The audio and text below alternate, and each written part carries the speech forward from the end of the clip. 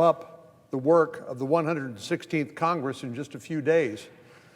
But we don't appear much closer to a deal now than we did this summer.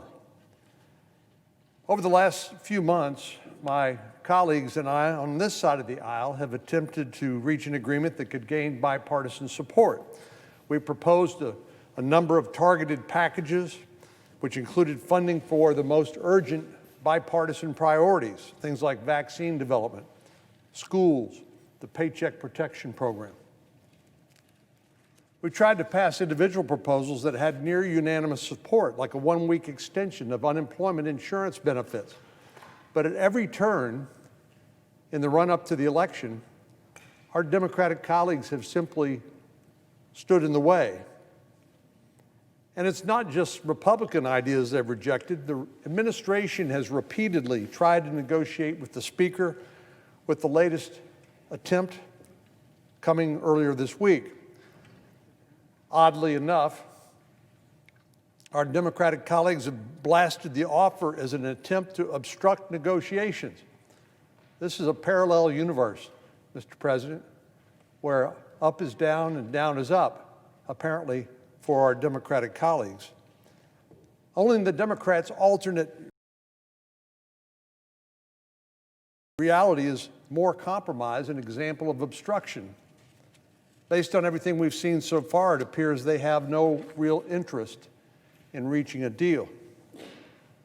And I only conclude that because they've stood in the way of every attempt so far to come to an agreement and seem perfectly content to maintain the status quo, which nobody claims to like, even as the American people continue to call for additional support.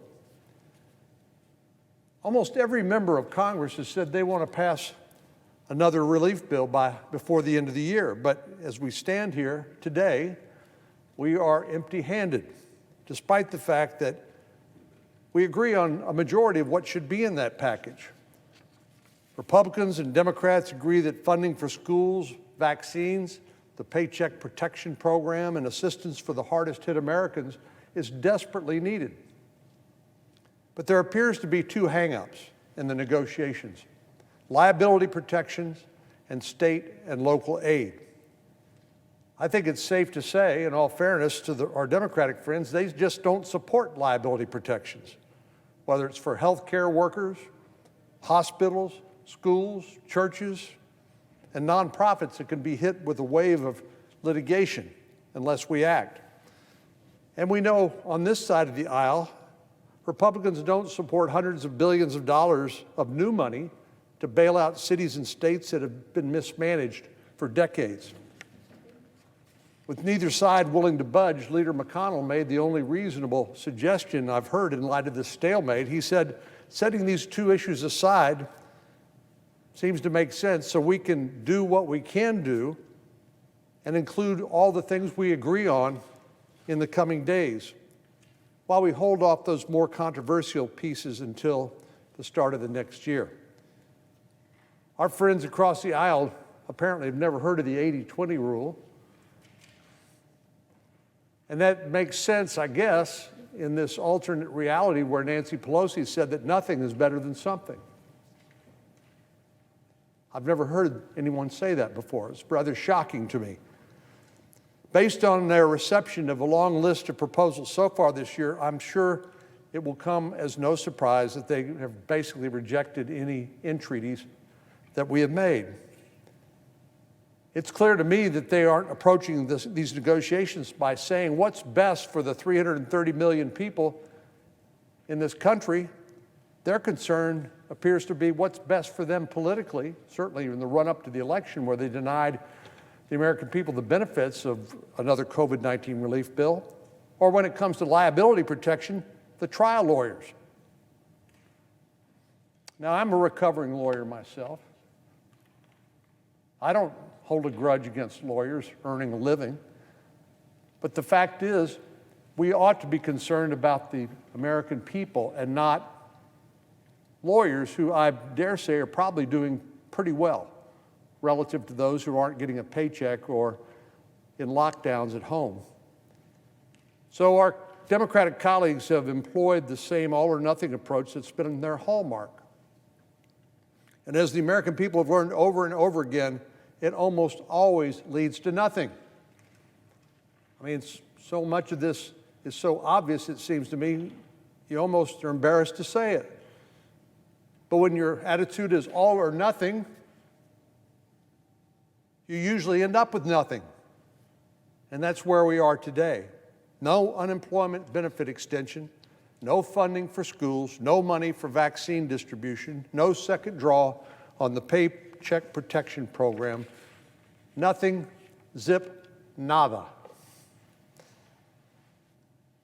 Our Democrat colleagues have proven over and over again that they simply either they don't want to negotiate or they've forgotten how.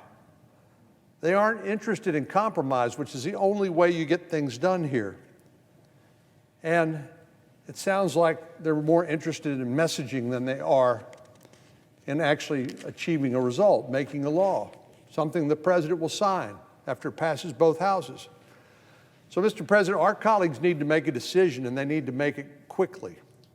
Are they willing to work with us and send a bill to the president that includes most of what they'd like to see in a relief bill, if not all? Or are they willing to tank everything? Funding for state and local government, vaccines, schools, small businesses, families who are hurting and anxious and in financial distress? Are they willing to throw them under the bus if they can't get everything they want? Well, again, the choice seems so obvious to me.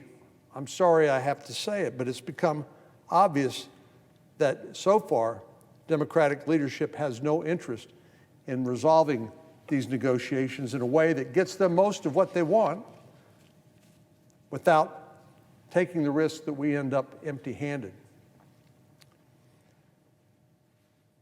Mr. President, this morning during the remarks by the senior senator from Kansas, I was stuck in the Judiciary Committee, and so I wasn't able to be here, although I have read and heard reported back to me some of the best moments of his remarks.